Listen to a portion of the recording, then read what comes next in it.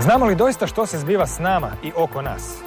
Ako i mislimo da znamo, ipak se možemo zapitati koja je prava pozadina šokantnih novinskih naslova, nepredviđenih političkih dogovora i neočekivanih erupcija kriza i ratova. Nije li prirodno pomisliti da postoje tajni vladari svijeta koji bez našeg znanja nastoje povećati svoju moć i centralizirati poredak svijeta da bi ga lakše nadzirali? Je li toliko neprihvatljiva pomisao da nekolicina ljudi uz kavu dogovara podjelu interesa i procese iz kojih će korist izvući samo za sebe? Je li doista istrošeno izreći tu riječ? Urota. Ako ta urota, čija je namjera da svijet ustroji prema sve većoj globalnoj kontroli, doista postoji, onda ona mora imati puno segmenata.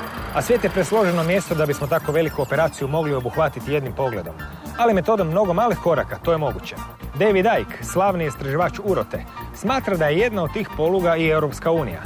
David nije prvi put s nama. Već smo s njim prošli osnovne korake razotkrivanja urote.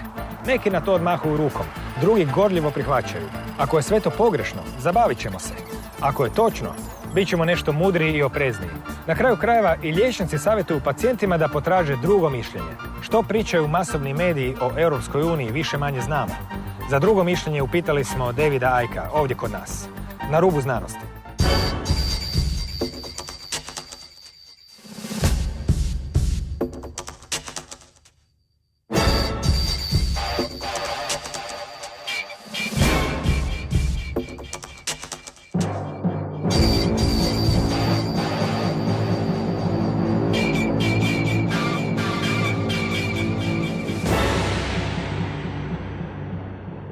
Dobar dan, opet u studiju na Rubu Znanosti. Vaše knjige daju nam sasvim drugačiji pogled na povijest, svašta se iz njih može iščitati, pa tako i to da živimo u vremenu u kojem su tendencije prema koračanju, prema globalnoj diktaturi izraženije nego ikada i na svim kontinentima. Mi naravno živimo na ovom europskom kontinentu, pa zapravo pitanje i tema današnje emisije jest, na temelju vaših knjiga i istraživanja, kakva je pozadina nastanka Europske unije? Well, I've been researching the European Union for a long, long time. And coming from Britain, we've been aware of that going way back because there was many years when there was an argument over whether Britain would go in, or when de Gaulle in France was saying no and all the rest of it. And then along came this man called Ted Heath, who became Prime Minister in I think 1970 to 74. And he has been pressing for British membership for a long time. He becomes Prime Minister and he signs us into what was the European community, the common market. So from the early 70s, I think it was about 73 we went in, I've watched this unfold in Britain. And the effect has been devastating in so many ways in terms of control and dictatorship and laws and regulations. And so when I started investigating the conspiracy from the early 90s, one of the areas of focus, because of my background in Britain, was what is the European Union as it's become? What's behind it? Because the foundation of the global conspiracy that I've been exposing all these years is to centralize power for a simple reason. If you have lots of diversity of decision making, then any central few are not going to have power over all that diversity. There's too many points for them to control to get the decisions that they want. So what you need if you're a dictator, look at any dictatorship, look at communism, look at fascism, look at any of these forms of dictatorship, and what do they want? Centralization of power dictating to everyone and everywhere, because only then can you have that central power where what you say and what you decide affects everybody. Now, once I'd started to realize that centralization of power, and of course on a global level, we now have a name for it, it's gone so far, globalization. Globalization is simply the agenda and the conspiracy that I've been exposing all these years. We now have a name for it. And so once you realize that centralizing power is key to it, then you've got to look at the European Union. Because what is that? There was a time when people were gathered together in tribes. And in that tribal situation, they made decisions that affected the tribe. Compared with the world today, few people were deciding their own fate in so many ways. Then you had the movement to gather those tribes together under a central rule, and we called those nations. What we call nations, it was the gathering together of different tribes. So now, the central rule of the nation, what we call the government, is now deciding at that central point what happens to the lives of all those tribes that formerly were deciding their own destiny and making their own decisions. Now, because this conspiracy is a stepping stone movement towards a global dictatorship, then the constant movement to further centralization is essential to bring that about. So what we now started to see through the European Union was the gathering together of nations under a central dictatorship, central rule.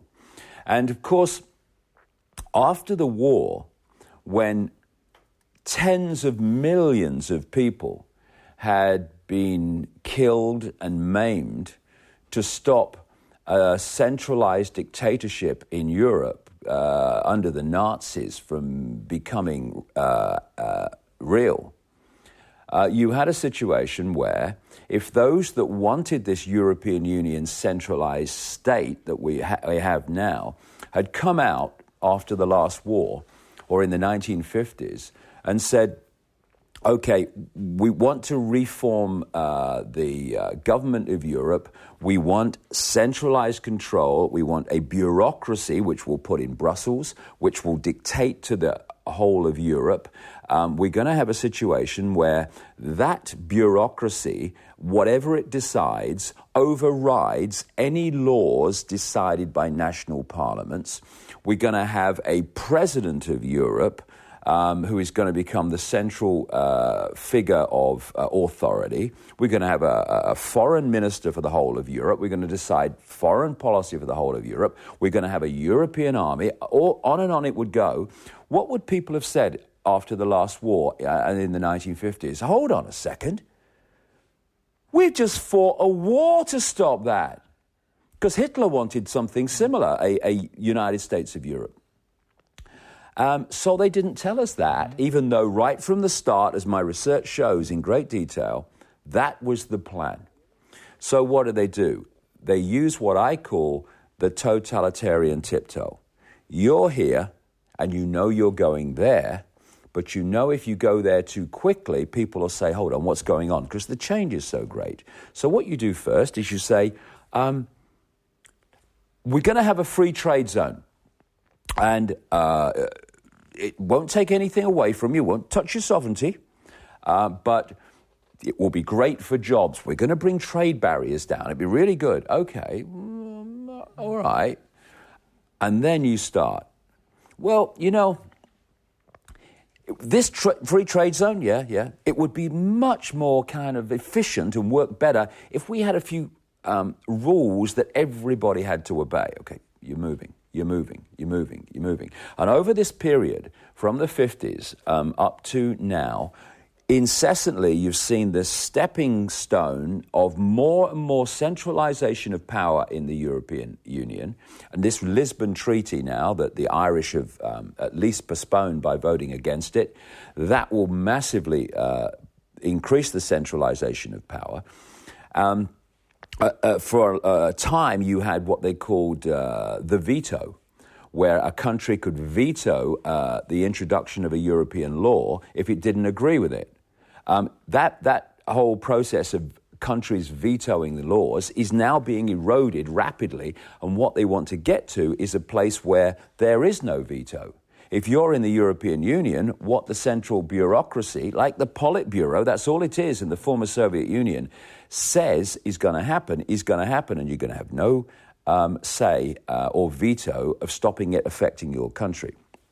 So you see this and how it fitted perfectly, the European Union, with this centralized global dictatorship that I've been exposing. So when I started looking behind it, the same organizations, the same families that are behind and have been behind so much, including the manipulation of the Second World War, turn out to be the people behind the European Union. And crucial to understanding the background is an organization called the Pan-Europa movement. Now, this goes back to the 1930s at least. And the Pan-Europa movement is an organization controlled by the Habsburg family, the Habsburg dynasty. And it still exists today, and Otto von Habsburg is still the head of it.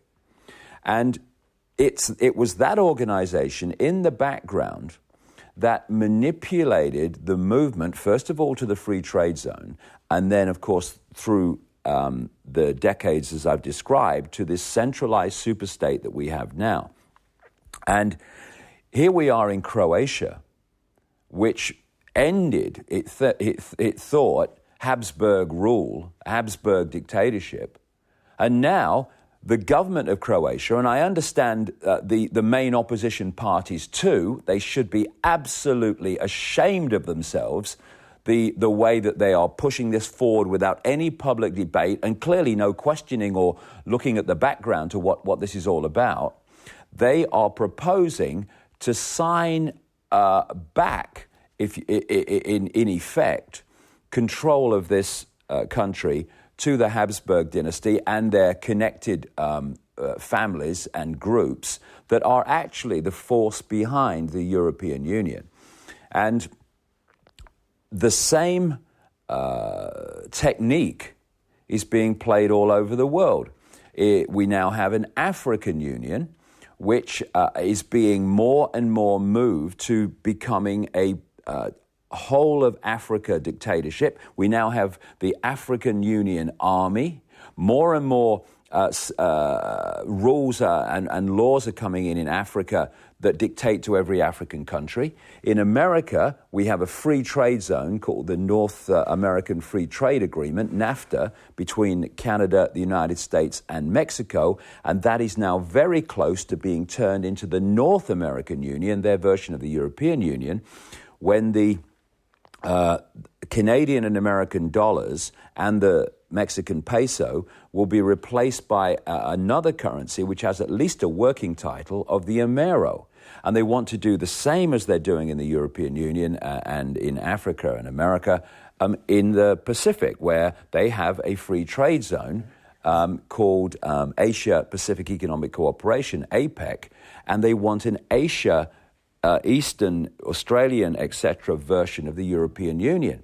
So eventually what they want is to pick off every single country in the world into one of these unions, and these unions will answer to the world government.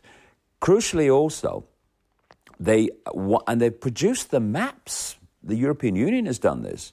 They want to break nation states up into regions, and they'll sell it as if it's diversity of power, when really what they're doing is breaking up any unity of response to this edifice of superstate and world government power by breaking up nation states that exist today into regions. And in the map they produced for Northern Europe, the European Union, it was in a British newspaper, they've taken regions of Britain, and in the way that they've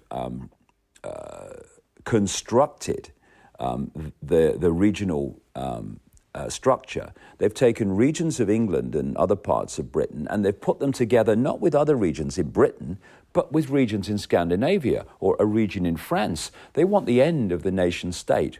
And Croatia has no idea what it is about to let itself in for, and its government and opposition parties are a disgrace that they are allowing this sleepwalk to happen to the, in terms of Croatian culture and sovereignty and ability to make its own decisions. That sleepwalk is heading very fast for the edge of a very, very deep cliff.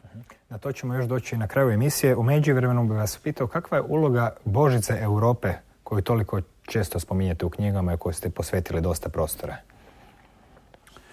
Well, again, this fits into the whole structure that I've been exposing all these years because many years ago now, I picked up this stream through history of the Babylonian trinity of a goddess, moon goddess, they symbolize her as, called Semiramis, their sun god, Nimrod, who's also known as Bel or Baal in the ancient world, and their virgin-born son in Babylon, this is thousands of years BC, long before Christianity, called Tammuz. And the Babylonian trinity was moved eventually and relocated from Babylon to Rome under the Roman Empire, and that became Almighty God, the Son, and the Holy Spirit, which we call Christianity. The Son became Jesus instead of Tammuz. And the Holy Spirit, or Holy Ghost, was symbolized, or is symbolized, as a dove, which is precisely what the goddess of Babylon in that Babylonian trinity was symbolized as.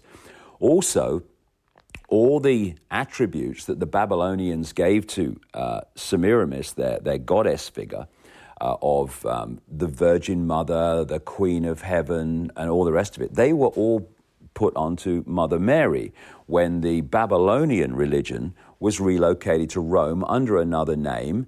And this is why the holy days of the Roman Church and Christianity are the same holy days as they had in Babylon thousands of years earlier.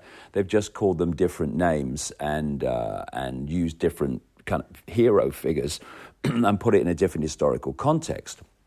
Now, these family bloodlines that are behind the European Union and are behind this centralization of global power, this gathering Orwellian state, actually come out of what is now Iraq, formerly Babylon, and before that it was Sumer, Babylon in Mesopotamia, the land between two rivers. And as those bloodlines have moved out of that area and up into Northern Europe, where they became the aristocracy and royal families of Europe, and then they moved into the political realm and the banking realm and these institutions that dictate to the world today, they took with them their religion and their rituals. And right at the heart of that is this Babylonian trinity, and the goddess figure, Semiramis, is really crucial to that. Give you a very obvious example. As these bloodlines moved up into Northern Europe and the area we now call France, of course they took all these things with them. And when the bloodlines expanded across to the Americas during the European empires of Britain and France, etc., obviously they took their bloodlines, their family network there, and they continue to control America. But they also took the rituals and the goddess and of everything. And when you look at the way that this Babylonian goddess, Queen Semiramis, was depicted in the ancient world on coins and things, it is an absolute mirror image of the Statue of Liberty. And why would that be? Because the Statue of Liberty in New York Harbor was given to New York by French Freemasons, part of the secret society web that the bloodlines used to manipulate the world. It was given to New York by French Freemasons in Paris who knew what the Statue of Liberty really represented. And it wasn't liberty, it was the goddess of Babylon. And she's holding a flame, which is the symbol in Babylon of Nimrod, the sun god of Babylon. And in Paris to this day, on an island in the River Seine, is a mirror image of the Statue of Liberty. It's extraordinary when you go there and you look at it. And you know, if your eyes were shut and someone said, okay, open your eyes, and you looked up, where are you? You'd say, I'm in New York. Look, it's Statue of Liberty. No, it's on the River Seine in Paris. And you see this recurring symbol of the goddess, particularly with the spikes around the head, all over the world. Like the goddess of the French Republic is Semiramis depiction. The goddess of the District of Columbia, where Washington is in America is Semiramis. Again, the depiction. Now, when you start to look around the ancient world, it seems to be just an explosion of gods and goddesses under different names and stuff like this. There's a goddess of this and the goddess of that and the goddess of the other. Oh my goodness, so complicated. I can't follow this. Once you realize that as this Babylonian Trinity religion moved through Europe, all they did was take that and use different names for the same deities. So all across Europe and the wider world, you see all these deities and goddesses and gods under different names, but they're the same deities, the Babylonian deities, just called different names. And one of them is Europa, the goddess Europa. That's what Europe is named after. Now, we've talked before about the obsession that these bloodlines have with symbolism.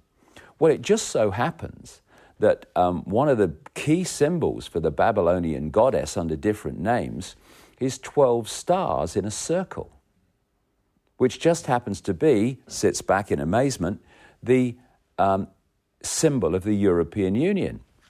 Who decided that was going to be the symbol of the European Union? Those that manipulated into place the European community, which became the Union. And of course, it's the symbol of their goddess, in this case, Europa. And so they use their symbol right at the heart of the logo of the European Union. And that is saying something. That is saying this is the realm or the union of the Babylonian goddess, which symbolizes these bloodlines and their control. And when you look at the ancient stories about Europa, who again is Semiramis under a different name, they tell the story of how she, as a woman, rode on the back of this bull, which is a symbol of Nimrod. So it's Europa Semiramis riding on Nimrod. And in 2005, the European Union brought out a commemorative coin which depicted Europa and the bull, Semiramis and Nimrod from Babylon, on it. And the people behind that knew exactly what they were symbolizing. And so we now have this situation where this organization, which was created by these bloodlines, really at the heart of it, the Habsburgs, which connect into the Rothschilds, etc., they've set basically a fishing net or a spider's web. You can symbolize it in many ways. And there it sits. And then countries come in and they get caught in the web. And once they get caught in the web, the legislative laws, rules, and regulations of that country immediately start to change dramatically and come under European law.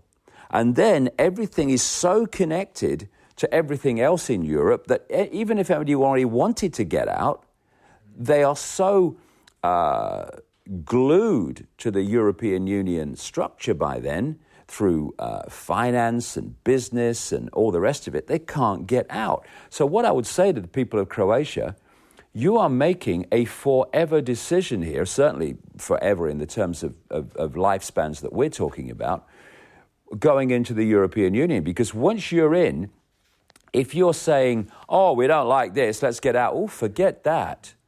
Because you're going to be in the web so fast legislatively and in terms of dependency that there is no, oh, let's get out. So, again, when you put all this together, this is happening in this country, certainly at a political level, with absolutely no debate. Okay, let's see the good things and let's see these other things. No, we're just going in. Over the cliff. Na predavanju u Zagrebu pokazali ste neke fotografije zastave Europske unije u Zagrebu i drugdje. Zanima me gdje ste ih uslikali i na koji način biste zapravo opisali kako se ulazak u Europsku uniju održava na svakodnevni život ljudi? Well, pretpostavljam da imate nešto iskustva. it's strange to me. Well, not strange because I know how the system works, but it's amazing to me, if I didn't know how the system worked, that I look around Zagreb at parliament buildings and government buildings, and what I see is next to the Croatian flag, I see the European Union flag flying next to it. Croatia's not even in the European Union yet, and I understand this has been going on for quite a time. And what that is symbolic of is that this is a done deal. You know, there is an agenda to enslave through this union every country in Europe, and further out. They want to expand as far out as they can. And this is not we will try to persuade people that it's good to join the European Union. This agenda is you're going to join. And by the way, we're not going to persuade you to agree to more and more centralization of power in Europe. We are going to do it, okay? And we're seeing this now in Ireland. To keep this thing moving, they had to have get-out clauses in the early days so that people were a bit more comfortable about going in. For instance, I mentioned earlier the veto.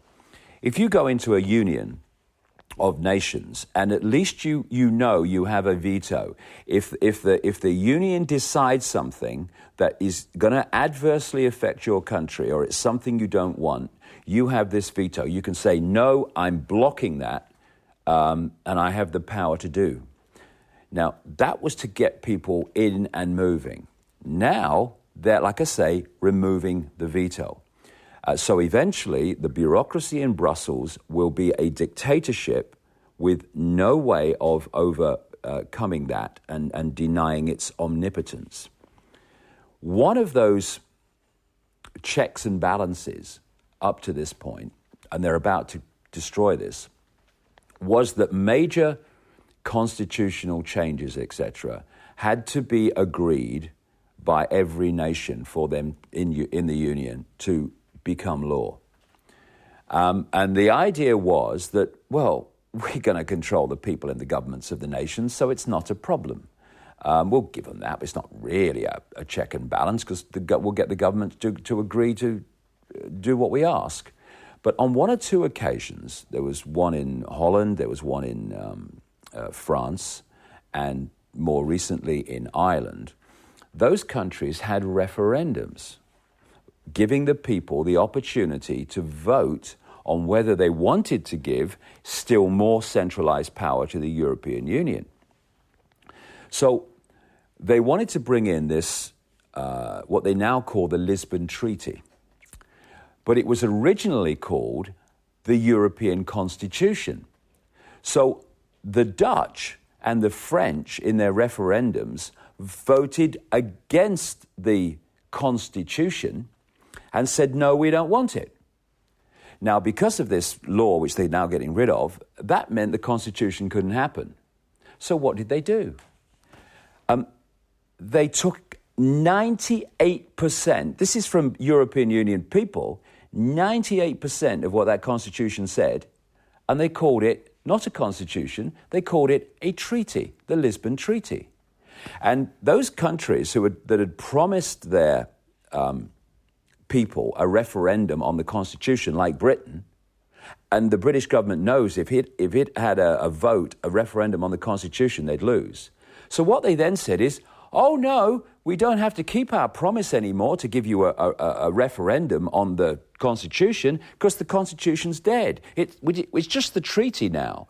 And we didn't promise we'd give you a referendum on the treaty, but the Constitution. So that's how they get round it. And they've got round that by saying, oh no, the Dutch and the French, they voted against the Constitution. We're now talking about this treaty, which is just 98% of the Constitution, right? So now we come to the Irish, and a very wealthy man funded a campaign in Ireland to let the Irish people see far more about the real background to the European Union than they would normally get. The Irish voted against having this treaty happen. So in a democracy, which of course the European Union isn't, it's a farce, you would say, well, that's we did our best, but the Irish have vetoed. No, they're now pressing the Irish, and you watch it happen, they're pressing the Irish government to have another referendum in Ireland on the same question. And what they then do, they did this in Denmark, is they look at those areas where they can undermine the no campaign enough to cross the line. Now, when the line is crossed, in other words, they've now got the decision they want, no one's then going to say, well, let's have another referendum because, we've had two and one went this way. No, we've got the result we want now. They've said, yes, we can introduce this further centralization, no more referendums. And of course, as I've said before, the more you centralize power, the more power you have to centralize even quicker. So as they centralize more power in Europe, they then have the power to say from the center, we're bringing an end to all this veto stuff. We're bringing an end to all this, you'll have a referendum to say yes or no to great constitutional and centralization of power. All that's dead, okay? We're ruling now. And, I've said in my talks when I come to Croatia that people talk about troops massing on the border, waiting to invade a country. Well, there is something amassing on the border of Croatia now. And it's not troops and tanks, it's legislation. And it is a tidal wave that is going to hit this country of 5 million people in a European Union of 500 million people. And people in Croatia are going to be staggered by the way this country changes after the government, if the people allow it, sign Croatia into the European Union. Whenever you look at these institutions and structures of these families that are behind this conspiracy, it is just like a spider's web. They catch people in a mountain of laws, rules, and regulations, sub-clauses, fine detail. I mean, the vast, overwhelming majority, I'd say 99% of legislation that is passed by politicians is legislation they have never read. And so the people who write the legislation decide what's in it. And then what happens is the politicians are given certain headlines about and a summary of what's in it, because they never read it. And then they have the debate over these headlines. But in the depth and the detail of this legislation is fantastically detailed impositions of do's and don'ts and can'ts and mustn'ts and all the rest of it, which gets passed but is never talked about. And then people go, hold on a second, what do you mean I can't do this? That's in subclause 7B/457. Here, look. You never told me about this. It was in the legislation you voted for. And from the time that Britain went into the what is now the European Union in 1973, I have watched this European Union legislation just get added to and added to and added to and added to the point where it is now dictating the fine detail of the lives of people in Britain, and 75% and growing of the laws that are introduced in Britain today originate with the bureaucrats, unelected by the way, in Brussels, and not even with elected politicians. And now, we at least, who've been in the Union for a long time, have had the ability to go with this stepping stone and see it added to. This is what is amassing on the border of Croatia. All that mountain, tidal wave, however you want to symbolize it, of legislation that has been built up in the European Union since its creation as a common market, that's amassing on the border. And soon as your leaders go, we're in, they invade. That legislation invades this nation of 5 million people. You have no idea what that means, because people are going to be staggered by how their ability to live and the decisions they can make and the impositions on you can't do this, you can't do that, are going to impact on their lives when this starts. The end of Croatia as you know it. Because we in Britain are a country of nearly 70 million people. And we have been absorbed and dictated to by these bureaucrats. Croatia is a country of 5 million people. It's going to be swallowed whole by these people.